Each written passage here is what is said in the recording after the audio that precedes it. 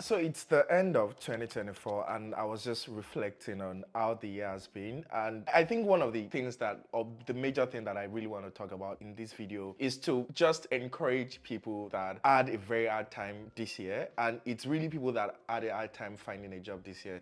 Throughout this year, I was also like reviewing various resumes of people. And for most of the folks that I was resuming resumes for, the question they were asking was that, what am I doing wrong? Like, am I doing something wrong? I've been applying for tons of jobs. I've been applying for jobs and applying, but I'm not getting any interviews. And for the interviews that I'm getting, I won't do well, but they're like, oh, you're not just the right fit for me. And I think the highlight, or the only thing, or the major thing that I really want to say in this video is, it's most likely not your fault. And it's just mostly an encouragement, right? Because as you're finishing the year, you're thinking about what you're taking stock of. What did I do in this year? What can I do better? And I just want to say that this year, you not getting a job or you not getting where you want to be in terms of your career in tech is probably not your fault. It's really because I reviewed a lot of resumes, people that had internships as like very good companies, like very reputable banks. People had internship at Tesla, Amazon, and Google, but they were still unable to get a job. And I think everybody, if you're not living under the rock, and if you're following tech news, if you're following tech career news, you saw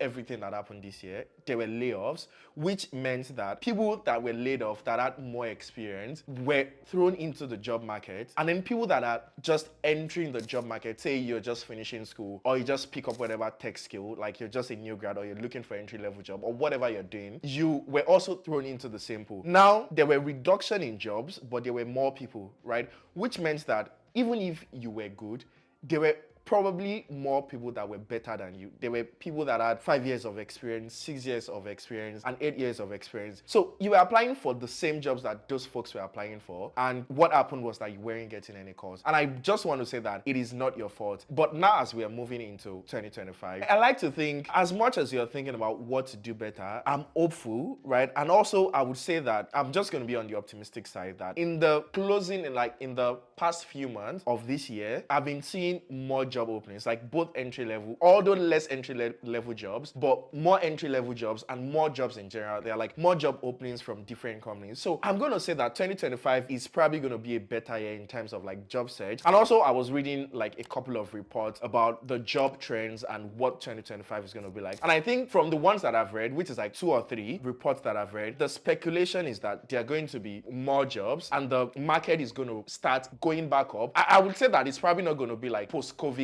or like pre-COVID, like that 2020-21 job boom, because companies were just hiring. But now I think that things are going to stabilize more in 2025. So what you want to do is try to increase your chances of getting those little jobs. You can watch some of my videos about how to optimize your resume, how to prepare for interviews, because I like to say that there are so little jobs nowadays that if you get any interview, you want to try as much as possible to ace those interviews. So go watch some of my videos about that and try to see how you can improve on your applications and on your interviews. And I'm also going to be trying to release more videos this year that might be helpful to you. If there's any kind of videos that you want me to release in 2025, do let me know. I'll try to record some of those. But I would say that optimize your resume. You probably already did that. And for some people that have read their resume, they have like good resumes.